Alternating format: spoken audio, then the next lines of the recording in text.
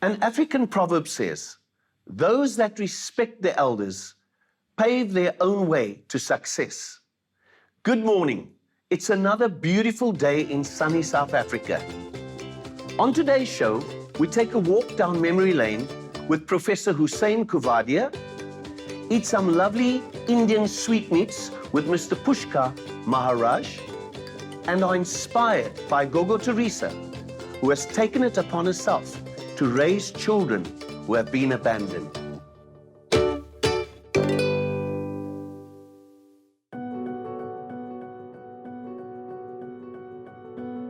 Umntwana wayesenenyanga eziwu-2 ezelwe. Umama wakhe efuna ukushada nomunye umuntu. Wayithatha ke lengane ngoba yayingeyona eyalo azoshada nayo. Waya koyibeka kulayini wesitimela khona izonyathelwa isitimela.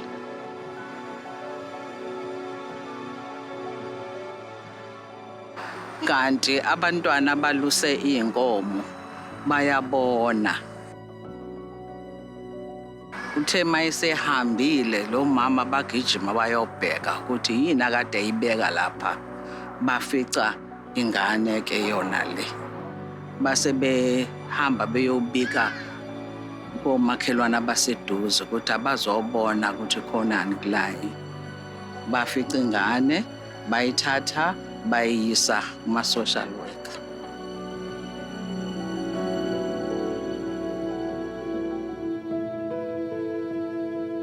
Kulapho ngikhulele khona lana kwakuyikithi umuzi wabazali bami.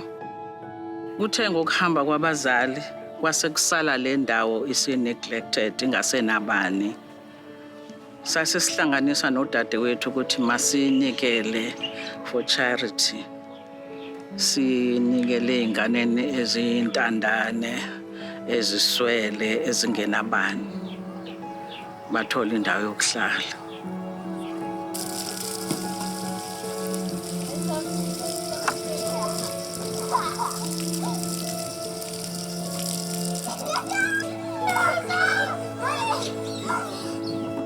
Sabona ukuthi kunesidingo sokuthi ibe khona indawo enje ngale ngokuba siyezwa nathi naku-media nje uxoxwa ngey'ngane eziswele ezingenabani ezingenandawo zokuhlala.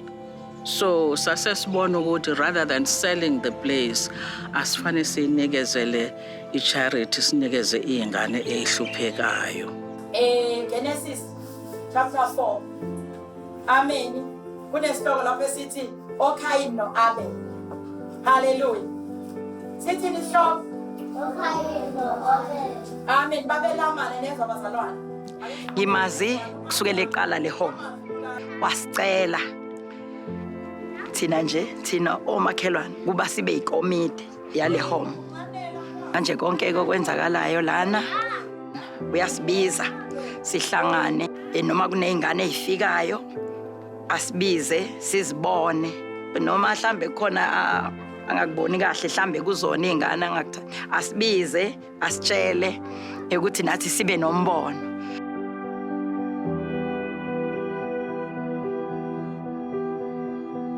Usasa ubenikeza labantwana i-grant yabo. I-grant ye-foster care. Kuthe ngo-2016 usawamisa ama-foster care grant. Thina njengama-neighbors we do support her with what we have. But I don't know about the community, but some people they do. Balethe lokho abangabapha kona. Kwesinye isikhathi ukudla nje igrosa. Uma ke kungekho lokho yena kufuna athenge yena ugogo. Ngoba phela yena uyilokhoza yena umzali.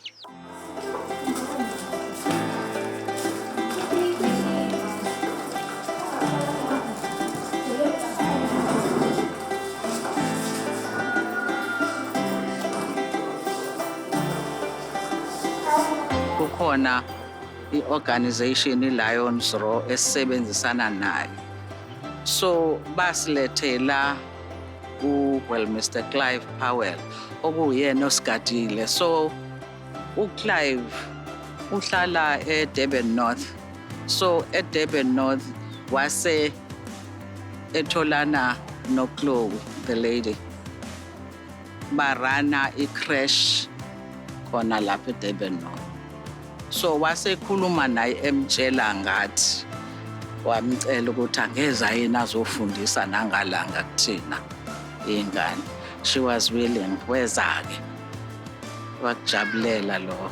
Okay, so now those are the smileys for the vowels. Do you want to make a note of it? Do you want to copy that in the books?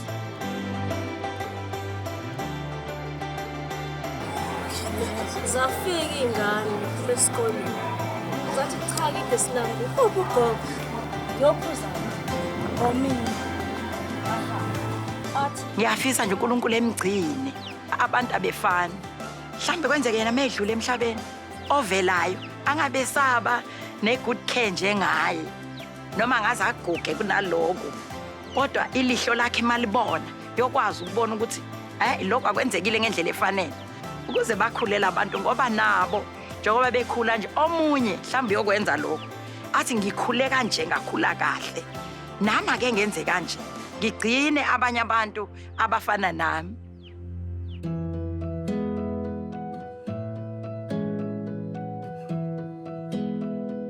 Ngizikhethele mina ukuyenza lento.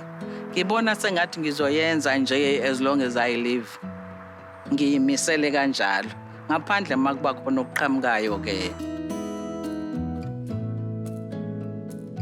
Mina nje ngiqonde kona ukuthi labantwana while I live bakhule nabo bakwazi ukuthola into bazimele. In case kungenzeki kaloko mhlambe ngisheshe ngihamba phela kungenzeka naloko. Sengobanikeza enye iorganization enabantwana abafana nabo ukuthi bathathe over.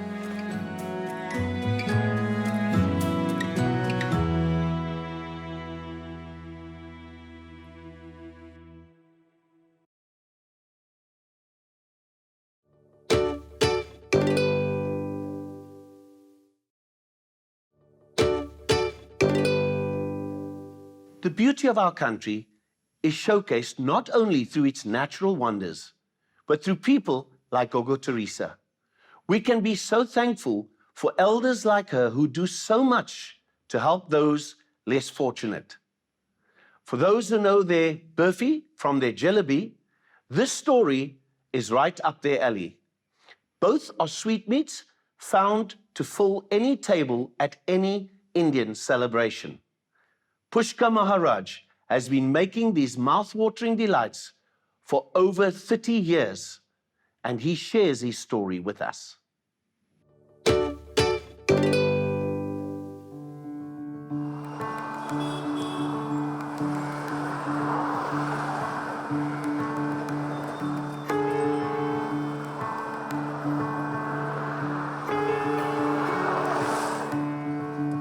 Well, I had a friend in the market. He had stores next to mine, and we used to sell potato and onion. And he was a professional sweetmeat maker. He had worked in Maritzburg, and he kept worrying me to get a shop and he'll run it and so forth, because he was finding it very difficult to make ends meet there in the market. So I said, fine, yeah, we'll go ahead. So I managed to get a shop in 1979, and he was in the shop full time with some staffs. There's one staff that is still here, was helping in the back. She's still with me. That was her dad. So from there, I expected it to be a small thing, you know, in this area where there's mostly meat and eaters as such, because there's been a vegetarian thing complete, was very unique in this area. But anyway, I said, the man above will help us, we'll make it happen. And within 6 months, the business started growing so fast that I had to leave my stalls as well. So from there we grew and carried on. And now it's, well, close to 40 years this year.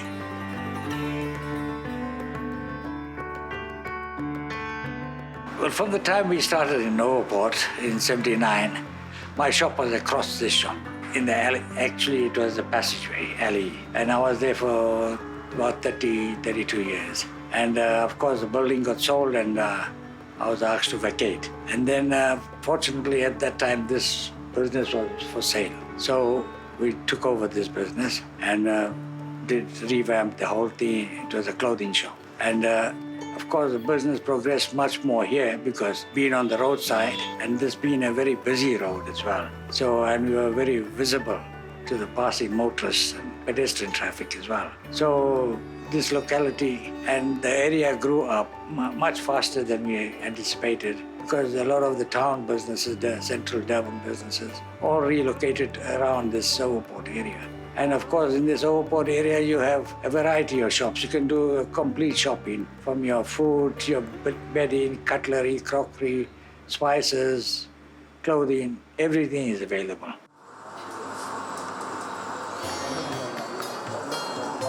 Well, I've been long now in this game and this age getting on, health issues as well. So I had decided that I should hand over to Ravi and he can take it from there and make the business grow further and further.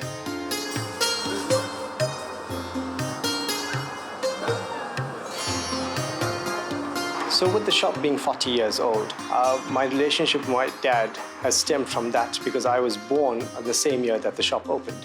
Hence, from a youngster, I've been coming to the shop over the number of years, and it's like a kid in a candy store. So you run wild in the shop, you eat all the barfis you can during the day on a sugar rush. And it was 7 years ago that my son was born, and that is when I took over the new shop.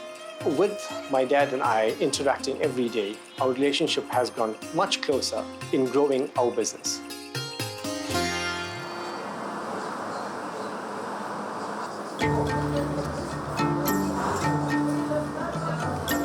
Well, firstly, we'll be making the barfi.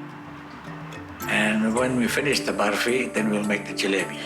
Well, the ingredients that we'll use for the barfi is full blend milk powder, which is about 5 kilos, and about half a kilo of butter ghee, and about 200 grams of elaichi ground. And we mix that, and in the process, we have 6 kilos of sugar in the karai, which we melt to a fairly thick paste. And once that's boiled, we then pour in the barfi milk powder into the karai and stir it well so there's no lumps, and it must come out as a very fine paste. And we drop that into a tray and let it settle down for a day. So the next day it's ready to cut and sell.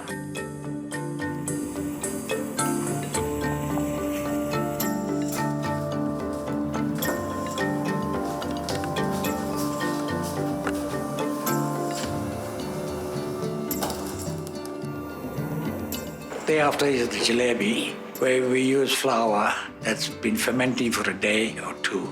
And we mix that with some water-based coloring, which in our case we use orange. And we mix that flour to a thick dough sort of. And we use a plastic with a hole in the center to round the jalebi in the karai. And once the jalebi is fried in there, then we dip it into the sugar. And thereafter the jalebi is transferred to a tray and it's ready for consumption.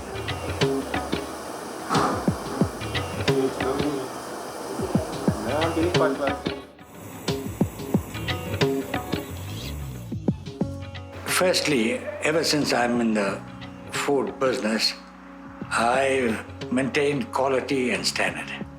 If you buy the best ingredients, you'll get the best after product. And you keep that standard going and that quality, your customers will always come back.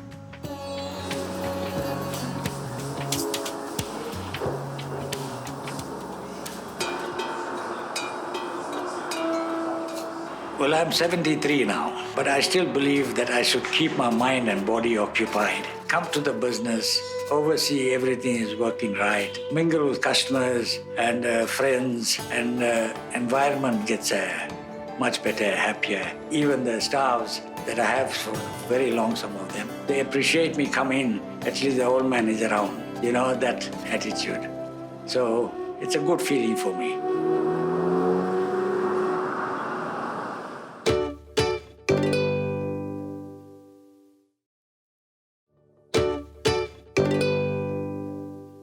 I'm not going to lie. Just seeing all those oh so yummy sweetmeats has made my sweet tooth ache for more. Now I know where to stock up on my next trip to Durban. Professor Hussein Govadia, better known as Jerry Govadia, is a local legend. His pioneering work in the area of pediatrics and his stint as a teacher and as an activist is well known. We took a walk down memory lane with him and brought you this story.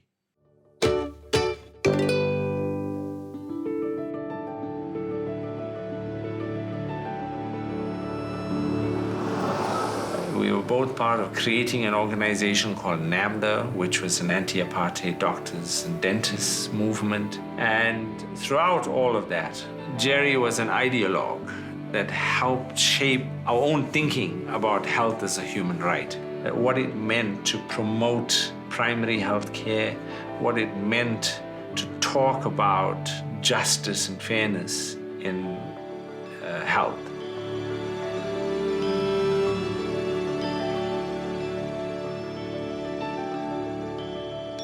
I didn't go to India to emigrate. I went to study. I studied. I became a doctor. Because India changed me enormously.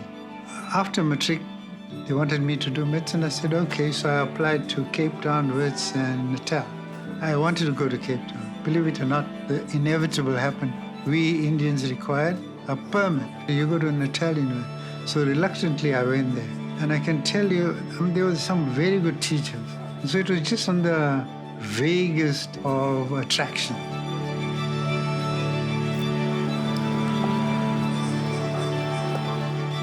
It was very central, Rose Road. I could walk at night with my cousins to the beach. You wouldn't dream of doing it now. So safety was never a concern. It was a mixture of children from different groups and mostly my own family. The barrier between us and the whites was absolute. The social disconnect was very evident.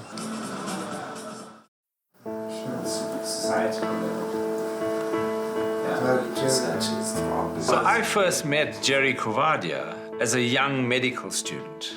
And to me, he was not just a doctor or a professor of pediatrics. He was a larger-than-life icon. Somebody whose efforts in human rights were already well known to me. And as I became involved as an activist, I got to better understand who Jerry Govadia really was.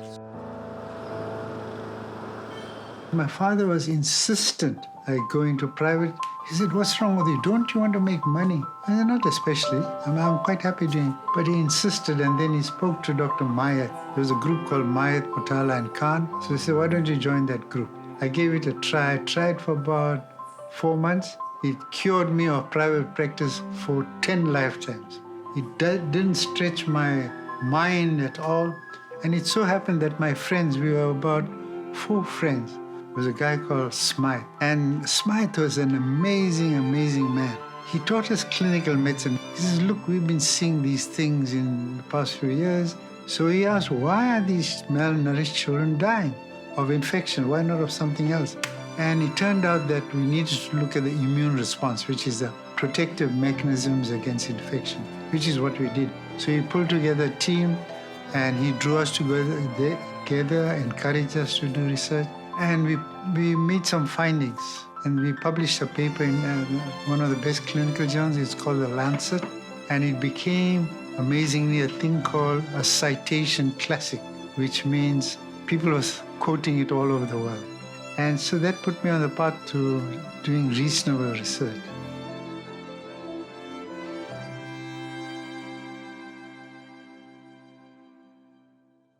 You know, when I decided to do my PhD, it was a sort of taken as a given that I was going to do it with Jerry, because I had spent all my life doing my research at that stage with Jerry. But he's a difficult person. He would not accept anything but perfection. He has this kind of approach that refuses to accept something middling as being good enough. Cappuccino, hey, bro. I came to appreciate the opportunity to be mentored by him and molded much of my own work and research on the early impressions he made on me and my wife. And it was driven right from the word go. We were not simply interested in learning about HIV. We wanted to learn about HIV to make a difference. That's what he inculcated in us. That we should leave the world a better place and do everything as a life well lived because we were trying to do things to make things better for those less fortunate than ourselves. We had a thing called the South African Students Association, and I think I was the head of that outfit. And so when new people came in, we took them around. So when Zubi came in, she was a pretty woman. She is still, I think. Everybody wanted to go out with her, so I went out with her, and one thing led to another, and we've been together now for 50 years. So we celebrated our 50th wedding anniversary a couple of days ago, and it was really very nice. So we've been through a lot. She came with me when I got a scholarship to Birmingham. We were in India together, and we've been together ever since. You know? So you can't, unless you're a total hypocrite or a fraud, you can't live so long with a woman and not love her. So to me, that's a huge part of my life. I think there's a world of difference between looking after adults and looking after children. When you look after children, there's an incredible satisfaction when you see a child who's really sick and you come there as a person who can help him best because you're best qualified. That's what I was. I was a consultant pediatrician and a registrar, and you can help the child by, first of all, using your science to make the right diagnosis. And you get your registrars, you get your team, and you put the kid on treatment. And the next morning you come and the child is sitting up in bed smiling. What greater payment can you get than that? This response in children was such a pleasure and a satisfaction to behold that it binds you to the science of pediatrics.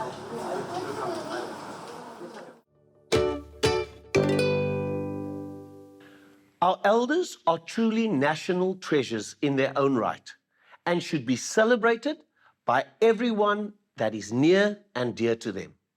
I've truly enjoyed being with you once again this week, and I look forward to joining you next week, where we travel to the Eastern Cape.